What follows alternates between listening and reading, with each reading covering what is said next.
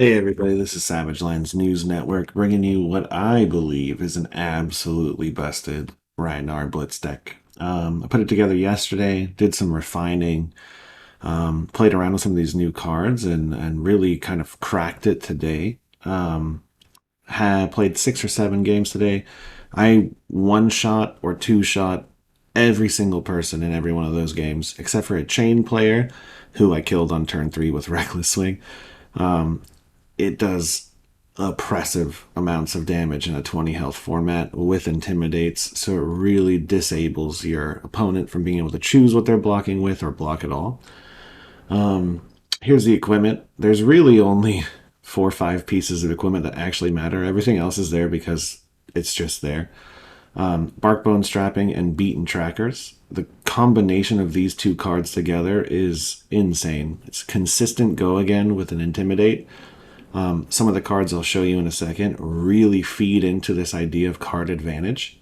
So, unlike a normal discard Rhinar deck, right, a lot of the time when you're discarding a card, you're gaining a card, you're gaining a resource, you're really popping off, right? Mandible Claws just enable that go wide, go again mentality after discarding a card and getting an action point left. And then Goliath Gauntlet. A lot of these games, the 2 damage is enough to really just one shot or two shot somebody. Everything else is kind of filler. Skullhorn, really interesting card. With the new card Berserk, Skullhorn enables some absolutely insane plays. I've been running it into the AB matchups like Kano and Icelander.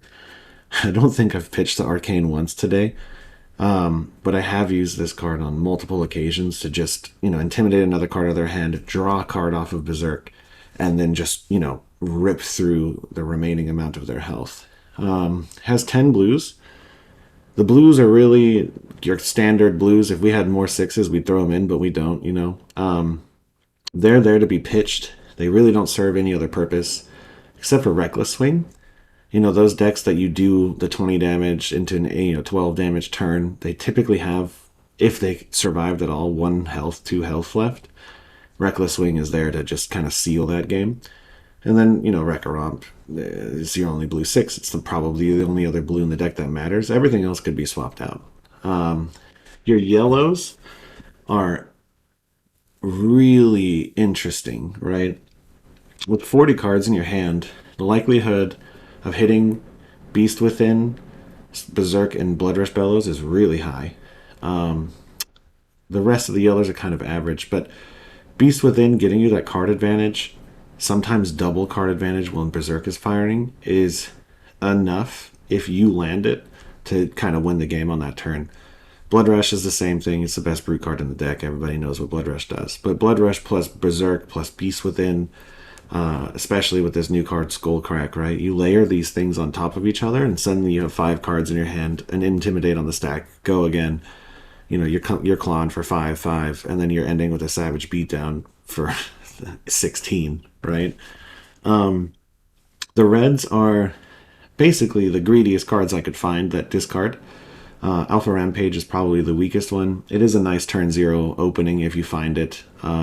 With Berserk, it does kind of cancel out its card inefficiency. I'm only running one of it, but it's probably the weakest one. Massacre, double intimidating in a 20 health format is great. I don't love Massacre and CC. I actually don't run any copies in my CC decks, but coming in for 10 as a chain ender, double discarding on a Pulping or a Wild Ride or a Savage Beatdown is pretty insane. Pulping and Wild Ride enable you to have go again on a turn that isn't quite good enough for beaten trackers. They also, with the interaction of Berserk, have the possibility of giving you an extra card, so card advantage while discarding, which is absolutely wild. Savage Beatdown.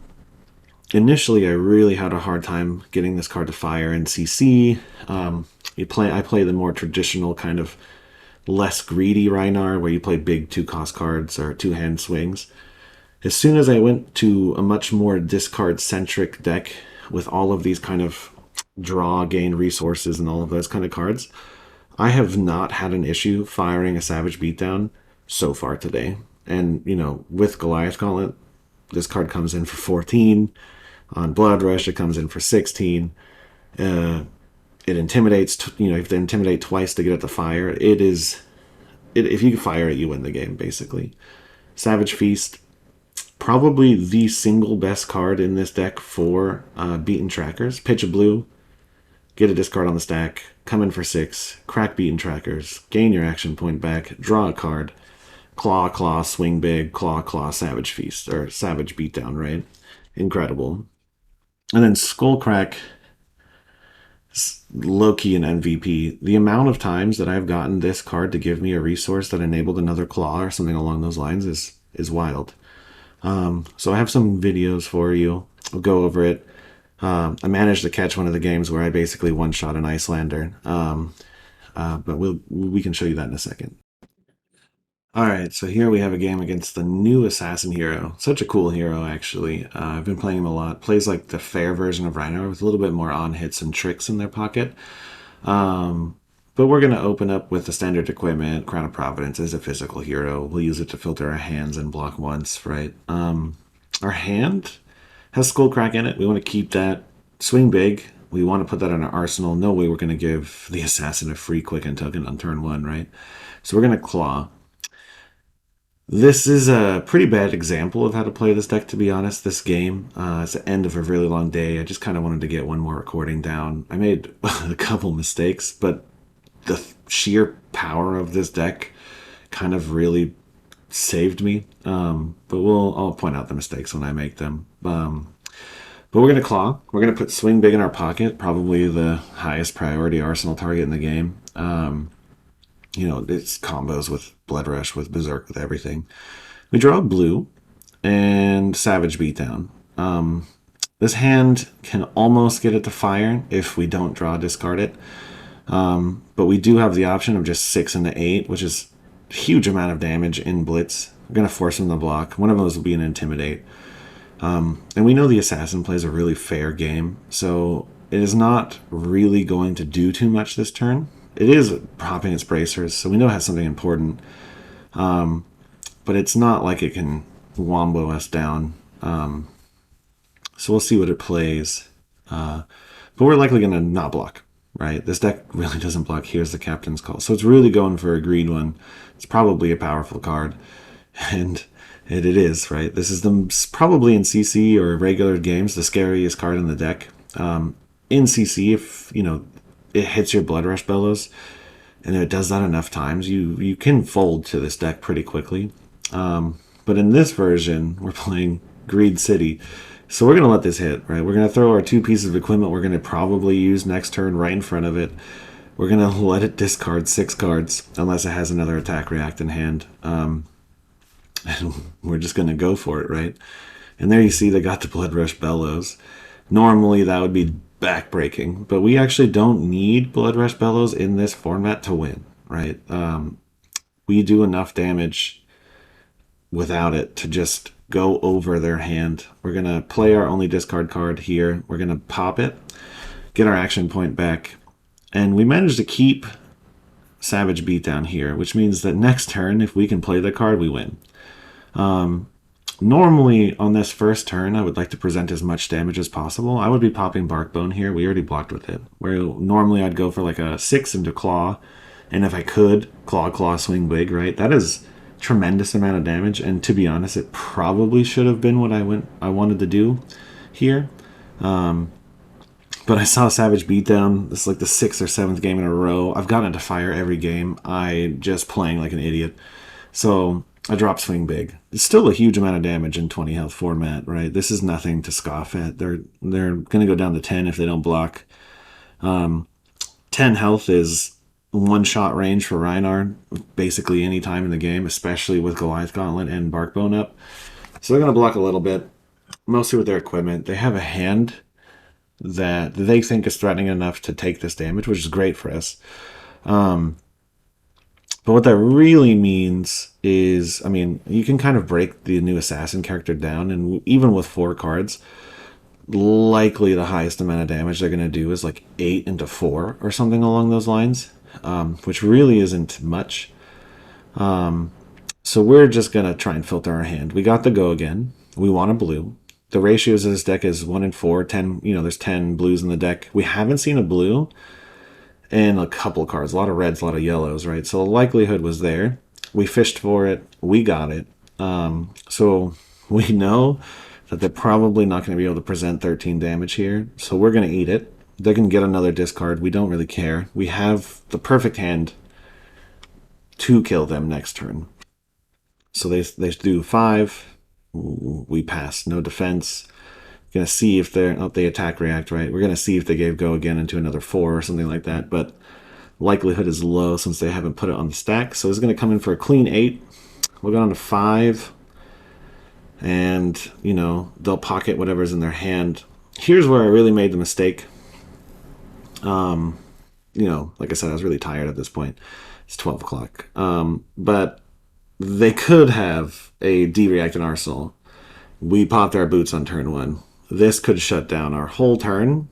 Luckily, the assassin plays pretty fair, so even if they did shut this down, like we could kind of recover and build up another OTK turn. But it was dumb. This was pretty dumb of us to do this, but we play it, and it goes through. They don't have the D-react. So, we're going to pop our chess piece.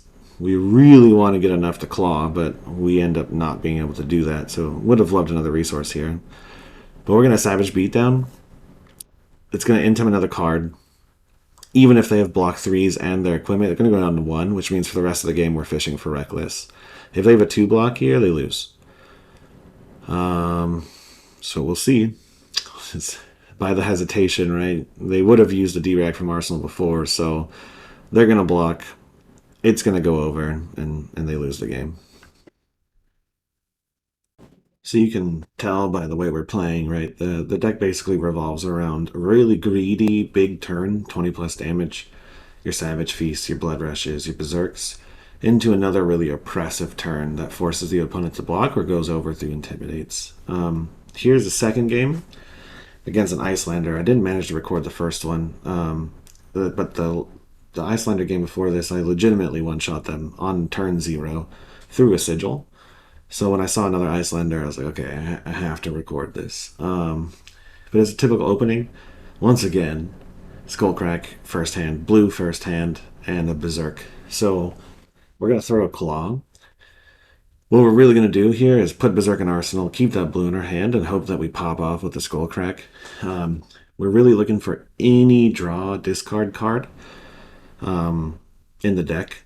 So, and we hit it, right? So this is the Wombo, right? You can see my mouse gets, I'm a little excited about this because I can't believe it's about to happen 2 games in a row. So, we're going to eat everything. We're going to prepare for them to put a ice card in Arsenal. We're going to try and keep all of our cards, play around that Frostbite. The big thing, a lot of, I don't know, not a lot of Rhinars don't really know, or I don't see it happening a lot, is Barkbone's an instant. So when they layer an instant on the stack to give you a Frostbite, you can actually crack it for free, gain the resources before the Frostbite triggers, and then go through your turn. So we're going to Berserk, pitch a blue. They are probably going to respond here. Like, yep. We're going to layer Barkbone red on top. We're going to hope it hits. Okay, 1 resource. Not, this is not great, right? 2 is better, but that's okay. Berserk will trigger, go on the stack. We're going to Blood Rush here. And we hit the Skullcrack again. So we are fully enabled now to play that Savage Beatdown, most likely. And we are probably going to one-shot this Icelander. Just look at all that. Rhinar's now a mage with all those layers on the stack. Another interesting thing with Skull or Beaten Trackers is you can actually preemptively gain action points to kind of go through some cheat turns, right? Like I played into a Prism that ALS to my Blood Rush. You can just crack it to live through an ALS. You can play a discard card into an ALS and get an action point. It's actually way more flexible than I originally anticipated. But yeah, so here we are. Monster hand. It's not exactly what we wanted here. But Berserk is on the stack. So what that means is we can possibly get another card off of this Intimidate of Savage Beatdown, break our boots, and get an action point, come in with another claw. So you can see me thinking about it. I'm not super accustomed to Berserk and discard cards yet. I really only ever play like the fair version of Rhinar in CC, so this isn't super natural to me, but I'm thinking it through. And I think right about now I see the line show up. Yeah, pop Goliath Gauntlet. They have an instant somewhere in their hand, might be a Metacarpus node, unsure, so they're waiting for them to click through. And what we're going to hope for here is to be able to claw after our Savage Beatdown turn, or just absolutely greed machine our way, which I did. I can't believe I did this. Wasn't necessary. Like I said, I'm not super used to discard cards, so I think I didn't quite make it through on my thought on this one. But it does trigger, so really interesting, right? As it does trigger Berserk, an interaction I didn't actually know until this game. I didn't think about. It triggered Berserk, drew us a card, and now we're 150% going to kill this person. There's way too much power in our hand. We even drew the Skull Crack, right? So we're going to Savage Beatdown, pitch the Reckless Swing, get the Skull Crack off, might even fire another Berserk, gain that resource. This player's dead no matter what is in their hand. Even if they had a D-React this turn in their arsenal, even if there was more Frostbites, like we're presenting so much damage here that there's nothing that any deck in the format can do. It's just absolutely wild how many cards you get, how much resources you can get, and how much armor you can chew through. I'm one or two shotting chains at this point, right? Presenting enough damage on turn 0 where they have to use their 6-block equipment piece. Getting the action point here, right? And then we're just going to claw again. Even if this person could live through it, we have a Savage Feast in our arsenal at this point. Like, we're unstoppable. So 16 plus 2 Blood Rush plus 2 Goliath Gauntlet. They're going to crack their entire equipment stack. It's not going to be enough because you have 2 floating, an extra card in hand. We gained the action point here, and we have a claw coming in for 5. So this game's over, and this is honestly how a lot of the games look. It's almost oppressive, and it's exceptionally consistent, right? For a random deck, all of the Berserks drawing and discarding, Blood Rushes drawing, discarding, all of these cards drawing and discarding. It's random, but it's because of being trackers, it's incredibly predictable, actually. I asked him if this was the same Icelander I one-shot the turn before. Very interesting. I found out after this game, this is one of my testing buddies in my shop. He was in our group Discord. He said he was having a great day until a Rhinar one-shot him. And told him I have it on recording. I'm going to show it to him later. But yeah, that's it. No cards left. Double Intimidate. 5 on the stack. No armor left. The game's over. All right. So one more time, just kind of quick overview of the deck as kind of a wrap up here, right? So your equipment, you saw how Bark Bone Strapping just lets you do that one oppressive turn. Combo that with Beaten Trackers, right? You want to get that go again after that discard, come in for 6 or 7, and then really funnel into another effect, right? It works especially well with Savage Feast, Blood Rush Bellows, and Berserk, right? That's how you get that massive card advantage. That's how you get the multiple action points. Goliath Gauntlet, I think, is probably the most flexible piece. There have been some games where, I hit Barkbone and I get a 1 and I have 0, and I would have done anything to get that 1 or 2 extra floating. So Gambler's Gloves is something I haven't tested too much, but I would consider it, right? But Goliath Gauntlet, those 2 games I showed, I won exactly lethal both times, I believe. I'd have to double check, but a lot of games that 2 damage really does matter when you're really just trying to kill them in 1 or 2 turns. The rest of the equipment, you could do the exact same thing with scab skins. You could. You could roll for it at the beginning of your turn, kind of see how many action points you get. It might even be more flexible. But it's the consistency that I was really looking for with beaten trackers, right? You just know it's going to work. There's no guess. There's no gambler's gloves. For me, I hate rolling scab skins without gambler's gloves. It's just the way I work. I can't stand doing it. So when I run Goliath Gauntlet to try and cheat out that 2-turn victory, I don't like having scab skins. But you could go for it, hit those 6s, and just absolutely annihilate your local blitz. The other big thing here, right? We showed the unique interaction with Skullhorn and Berserk, right? This I have it in the arcane matchups, even though I don't think I have pitched for Arcane Barrier once today. But it does trigger another Intimidate, removes a card from their hand, which in a 20 health format is immense. And then if you do have Berserk on the stack, you're just feeding yourself cards for no reason. So, this might even at some point take over Crown of Providence. But Crown of Providence, bails you out of a lot of situations, right?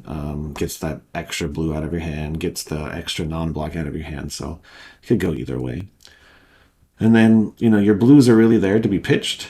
Wrecker Romp is the strongest blue. Don't take that one out. Reckless Swing is surprisingly useful in this matchup. When you do that big 18-20 damage turn and then you come back with 12 or something and they just have that 1 or 2 health left, you can go full turtle mode and then just reckless them, right? A couple of my games today, I do that monster turn. The chains especially would live with a couple health left, and then I just reckless them down. Pulping and Wild Ride, huge card advantage, right? Berserk into Pulping and Wild Ride is delicious.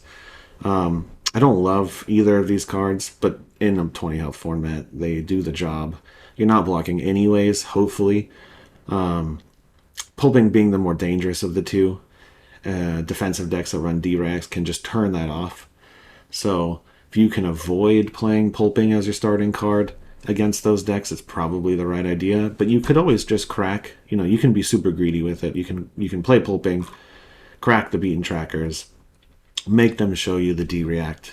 If they have it, you still have your go again. And if you don't, you have 2 action points. So you can just carry your turn with another Swing Big or something along those lines. I don't think you guys saw it in play in these 2 videos, but Massacre definitely, it's one of my least favorite cards in Rhinar. I think it's overhyped, but double discard off a Pulping or off a Wild Ride into something like a Savage Beatdown is a tremendous amount of unblockable damage in a 20 health format. Savage Feast I didn't show off in these 2 videos, but this card alone is probably the highest priority for me for beaten trackers. Pitch a blue, come in for 6, intimidate, pop beaten trackers, get card advantage. If you have Berserk or Blood Rush going, it's it adds another card to your hand to be able to play with.